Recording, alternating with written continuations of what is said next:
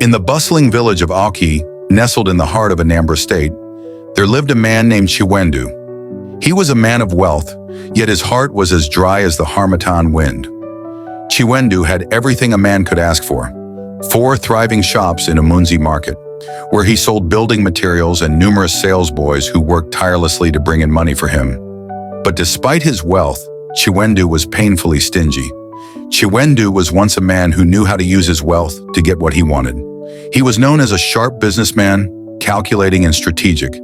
But when it came to winning a woman's heart, he knew exactly how to play his cards. That was how he met Ngozi. Ngozi was a beautiful, hard-working young woman from a humble background. She was the kind of woman who turned heads wherever she went, not just because of her looks, but because of her warm, caring nature. Chiwendu, upon seeing her, decided that she was the perfect wife for him. And so he used the one thing he knew best: money. He lavished her with expensive gifts. He would take her to the best restaurants, buy her the finest clothes, and even send money to her family to show that he was serious about their relationship. He made grand promises of a comfortable life, telling her that she would never lack anything.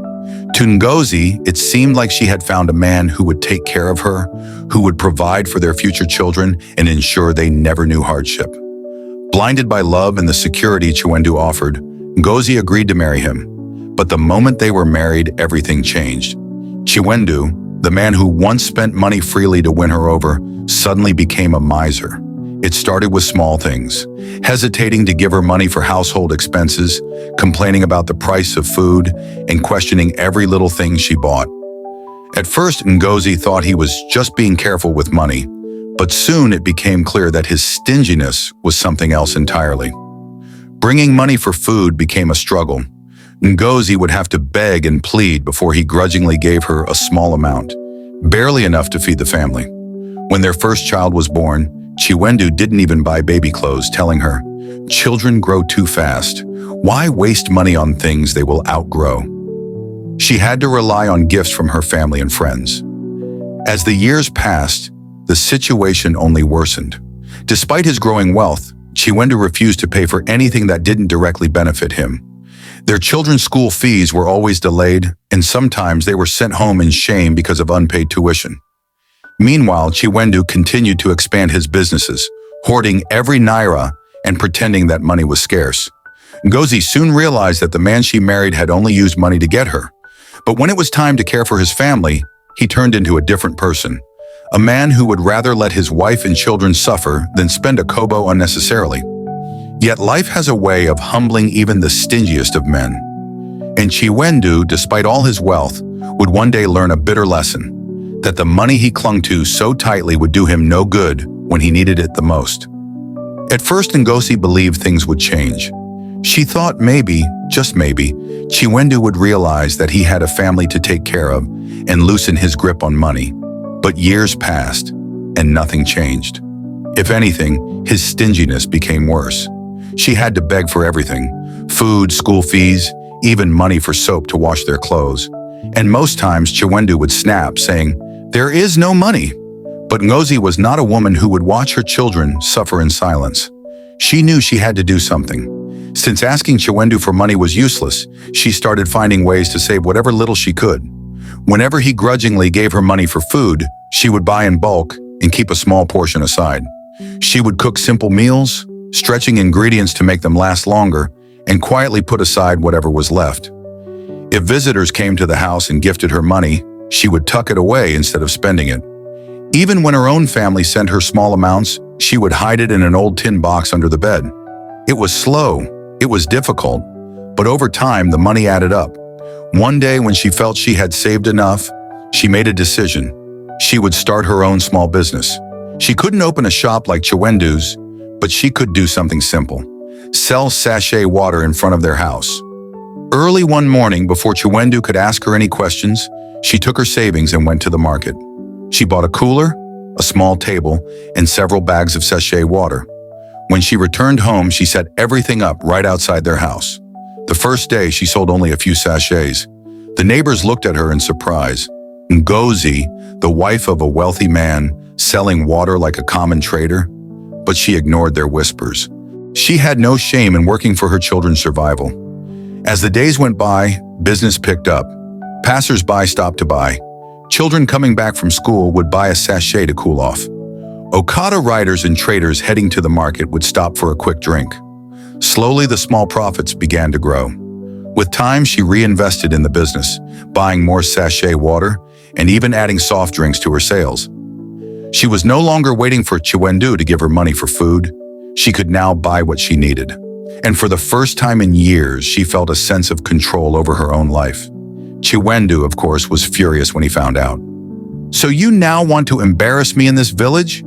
My wife selling sachet water like a poor woman?" he barked. But Ngozi stood her ground. "Which embarrassment is worse?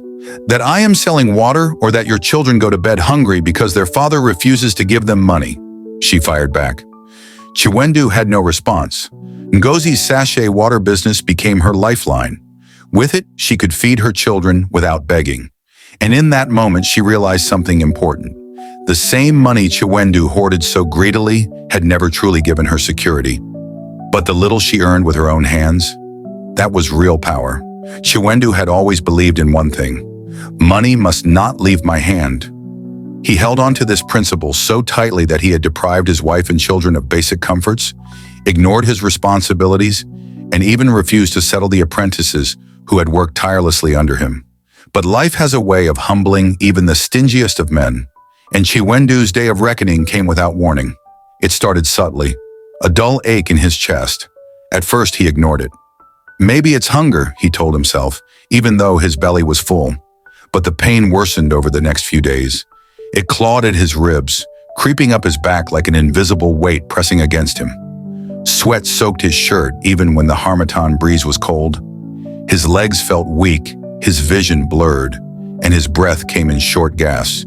Yet Chiwendu said nothing. "It will pass," he muttered, unwilling to spend money on hospital bills. But one evening, just as he was locking up his shop, his body betrayed him. The world around him spun, a cruel, dizzying dance. His knees buckled, and before anyone could react, he collapsed. His salesboys rushed to his side, calling his name. His mouth moved, but no words came out. For the first time in his life, Chiwendu was powerless. News spread fast. By the time his wife Ngozi arrived at the market, a small crowd had gathered. Panic seized her heart as she saw her husband lying motionless on the ground. "Help me carry him!" she cried.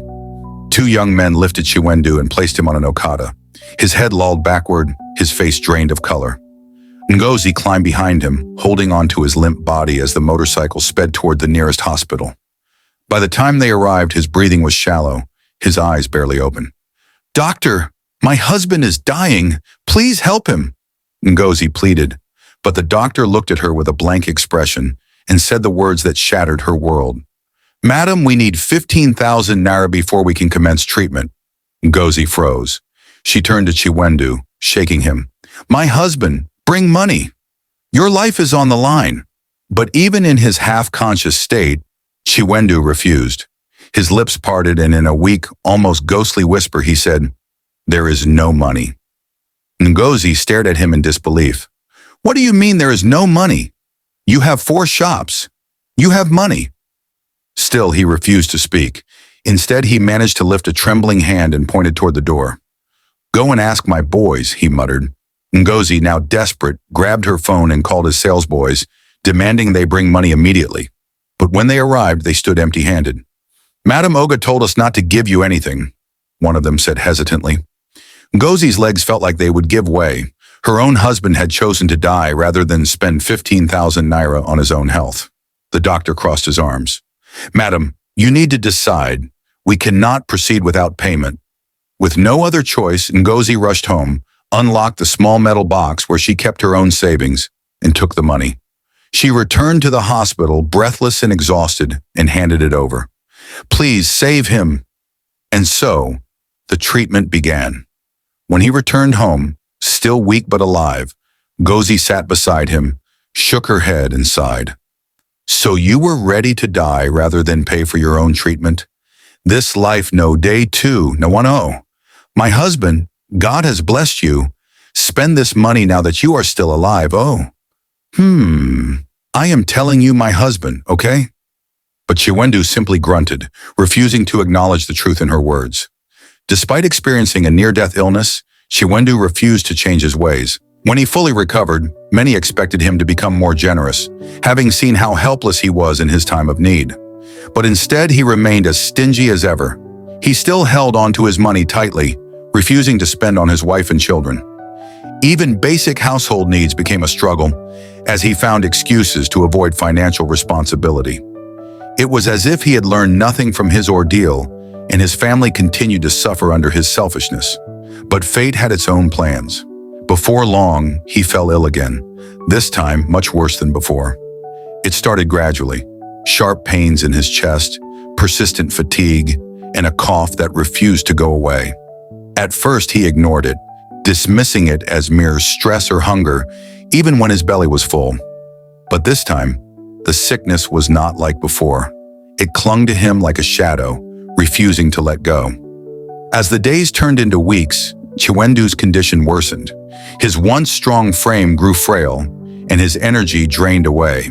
He could barely walk to his shop, and even when he managed to sit behind the counter, his hands trembled as he counted money. His salesboys, once afraid of him, watched in silence, knowing the inevitable was coming.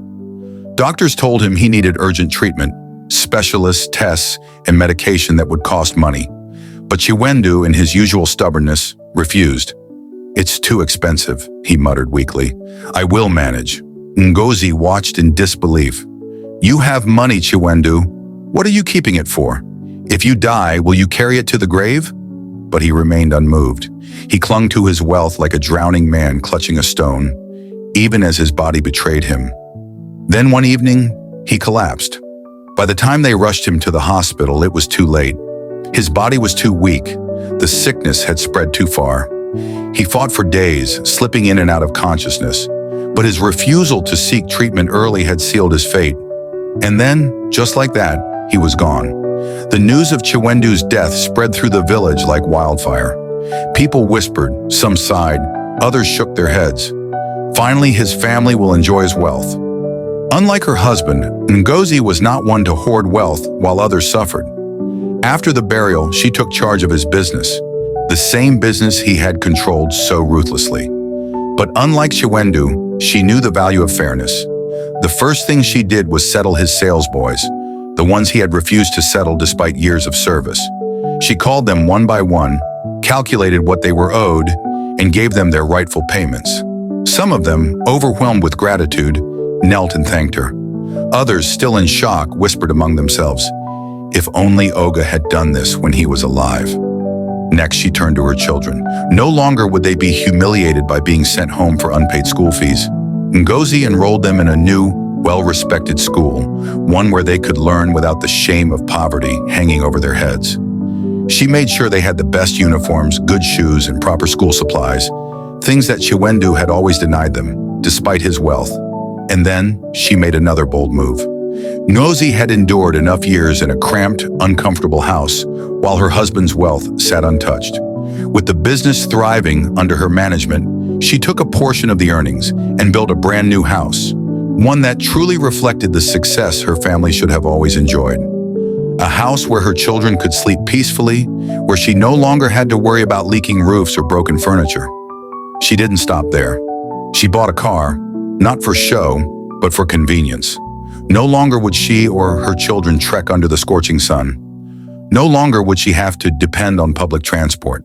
And as she sat behind the wheel of her new car, looking at the business she now controlled, the house she had built, and the future she had secured for her children, she realized something. Chiwendu had spent his life guarding his money like a treasure, hoarding it until it became useless to him. In the end, he had left it all behind, and the very people he had denied comfort were now the ones truly enjoying his wealth. Life had given him a lesson he refused to learn, but Ngozi, she had learned well, and now she was living the life that her husband had always feared, one where money was not just hoarded, but used wisely to create a better future.